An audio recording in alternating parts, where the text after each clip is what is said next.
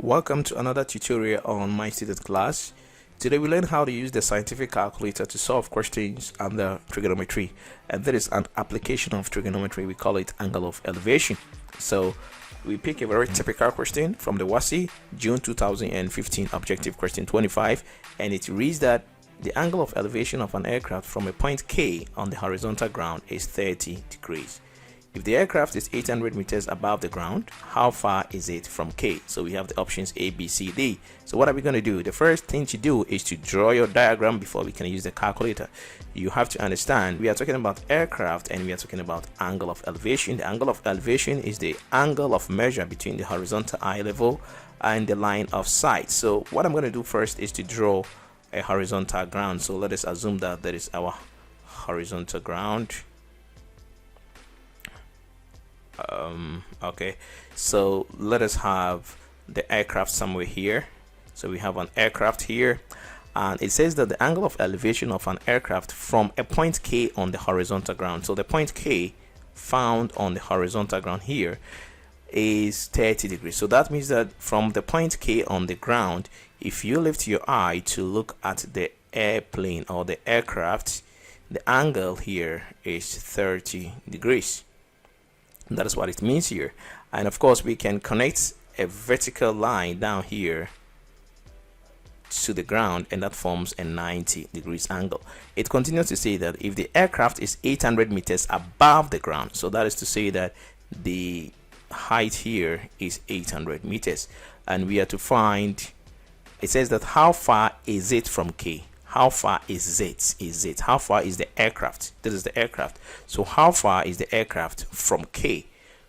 So that means that we have to find the length of this. So let me call here T, that is the top, and let me call here F. So in other words, we are finding the length from K to T, because it says that how far is the aircraft from K. So we are finding the hypotenuse, because we see that this length is directly opposite to the 90 degrees angle. So this is what we're going to do.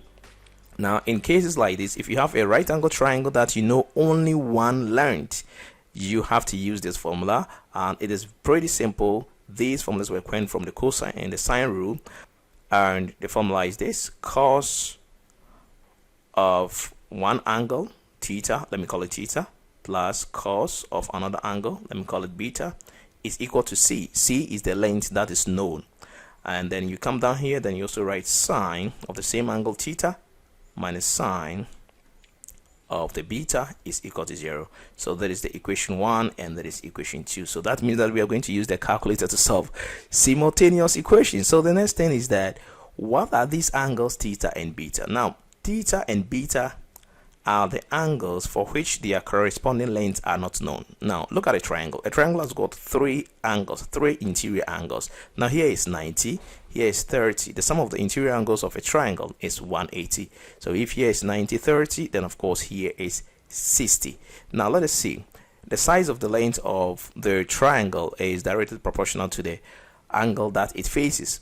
What I'm trying to say is that the bigger the angle, that is the bigger the interior angle, the longer the length or the side it faces. So if you look at this angle 60 degrees, the angle 60 degrees faces this side.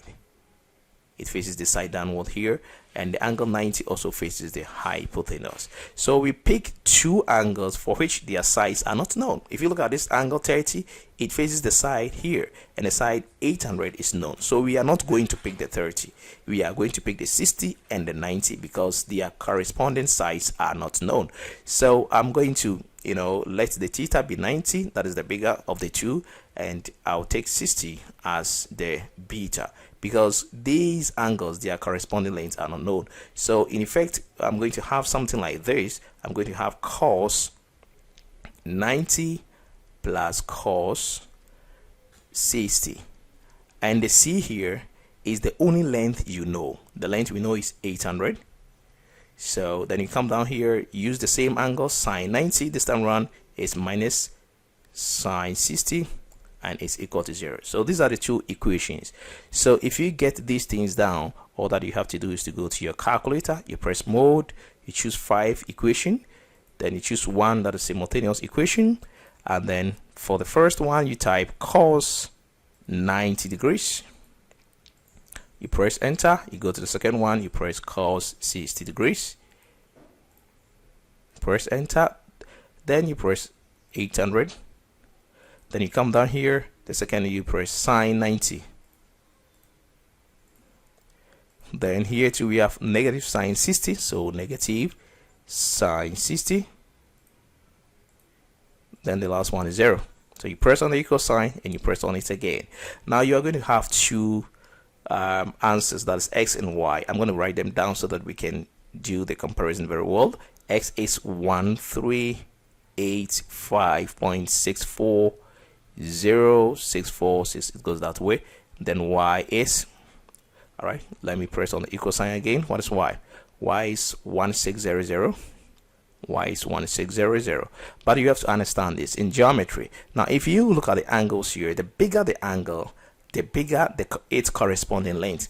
What I'm trying to say is that now we have two sides or two lengths. One should be here and the other should be here. So if you look at these two sides here, the angle here 90 degrees faces this side.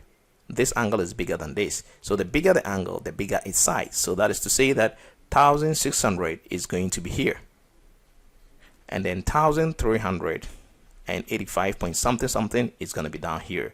And the question says that we have to find how far the aircraft is from K. So that is to say find KT, and KT is 1600. So that means that the correct option is D, that is 1600, and that is the correct answer.